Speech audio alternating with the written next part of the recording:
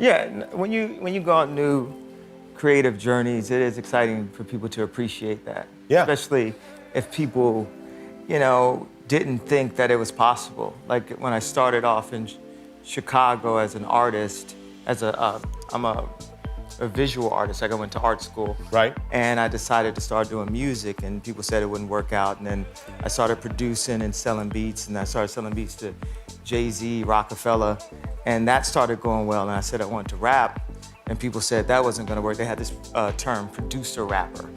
It basically meant you wouldn't rap as good as the real rappers. And that started working out. It's funny, in this world that we live in, there's two main motivating forces, and I tweet about it all the time. It's love or fear. And you can't explain love. My cousin is locked up for murder, and I love him. And so he did a bad thing, but I still love him. And just as a musician, African American, guy out in Hollywood, all these different things, everyone around me tried to pick my candidate for me. Mm-hmm. And then told me every time I said I like Trump that I couldn't say it out loud or my career would be over. I'd get kicked out the Black community because blacks we're supposed to have a monolithic thought. We can only be Democrats and all. So even when I said it right before I went to the hospital and I expressed myself, and when I came out, I had lost my confidence. So I didn't have the confidence to take on the world and the possible backlash. And it took me a year and a half to have the confidence to stand up and put on the hat, no matter what the consequences were. And what it represented to me is not about policies, and because I'm not a politician like that, but it represented overcoming fear and doing what you felt, no matter what anyone said, and saying, you can't bully me.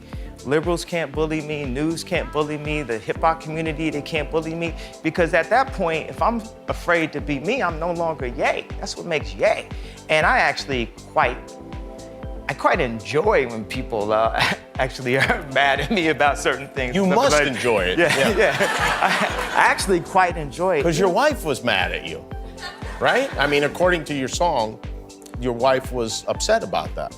Right or wrong, or even if I changed my mind about it or thought about it more, which I'm not saying I did, just place a thought out there that everyone's not thinking sometimes. Do you ever regret anything you say, or is it just like you just look at it like, hey, I put it out there, it's out there, there's no point in regretting it? I think people focus too much on the past and focus too much on regret. Even like when you deal with schools, like you take like the slave idea. My point is, I've heard of history class. I've never heard of a class that breaks down how you balance a checkbook or how you control your finances, which my father never taught me that. And I've never heard of a future class. So they keep us so focused on history that we start to believe that it actually repeats itself.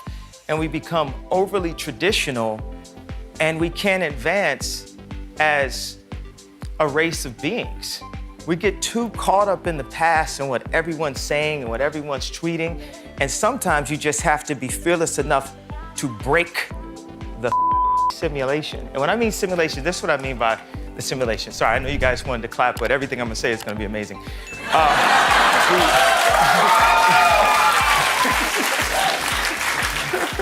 Here's the idea why you're in a simulation. Let's start with acting, first of all. And a 2-year-old screams at a restaurant, the entire restaurant screams, teach that kid how to act. We're all unpaid actors in some giant script that we didn't write.